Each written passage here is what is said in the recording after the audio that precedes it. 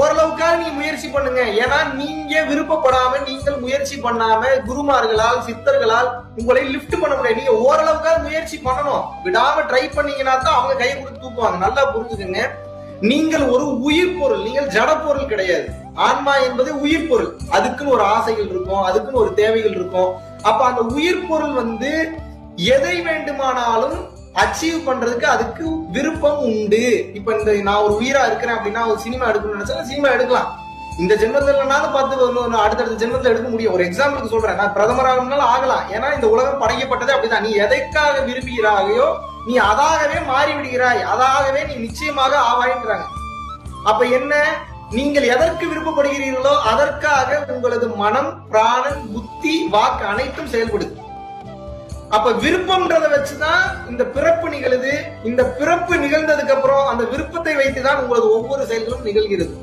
அப்ப இந்த பிறவி எனும் பெரும் சுழற்சியிலிருந்து நீங்க தப்பிக்கணும்னா இறைவனின் மீது நீங்கள் தீரா காதல் கொள்ள வேண்டும், தீரா பற்றுக்கொள்ள வேண்டும். உண்மையான கல்யாணம் என்பது என்னவென்று நீங்கள் கேட்டீர்கள் என்றால் நன்றாக புரிந்து கொள்ளுங்கள்.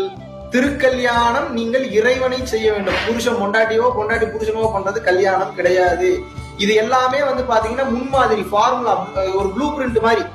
இப்ப நீ அனுபவிக்கக்கூடிய சந்தோஷம்லாம் சிற்றின்பம் ஏன் சொல்றாங்க? இதுவே இப்படி இருக்குன்னா பேரின்பம் கிடைச்சா எப்படி இருக்கும்? கார் வாங்கணும்னு ஆசைப்படுறீங்க, சந்தோஷம் ரெகுலரா நிலைக்கிறது இல்ல, 2-3 மாசத்துக்கு போயிருது. வீடு கட்டினாலும் ஆசை, கொஞ்ச நாளைக்கு ஆசைக்கு வீட்டுல இருக்கீங்க, அதுக்கப்புறம் அதனால இருக்கக்கூடிய சந்தோஷமும் போயிருது. அழகான பொண்ணை கல்யாணம் பண்ணாலும் ஆசை போயிருது, அழகான பையனை கல்யாணம் பண்ணாலும் கொஞ்ச நாள் ஆசை போயிருது.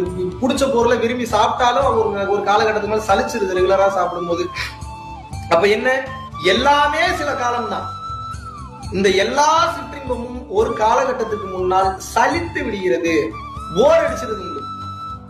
அப்போ நிலையான மெய்ப்பொருளை நீங்கள் எப்போது பற்றுகின்றீர்களோ, இதனாலதான் திருவள்ளுவர் என்ன சொல்றாருன்னா, பற்றுக பற்றற்றான் பற்றினை, பற்றுக பற்றற்றான் பற்றினை, அப்பற்றை பற்றுக பற்றுவிடற்கு அப்படிங்கிறார். அப்படின்னா என்ன, பற்றணும். எந்த பற்றணும்? பற்றற்றான் பற்றதான் பற்றணும். பற்றற்றான் பற்றுனா எது?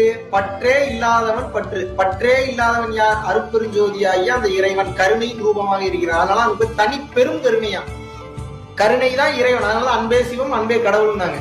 அப்போ பற்றற்றான் பற்று என்பது கருணையின் வடிவாக பற்றே இல்லாமல் இருக்கக்கூடிய அந்த இறைவனாகிய, அந்த மெய்ப்பொருளாகிய, அந்த இயற்கையாகிய, அந்த பரம்பொருளாகிய அந்த இறைவன் தான் உண்மையான பற்றற்றான் பற்று.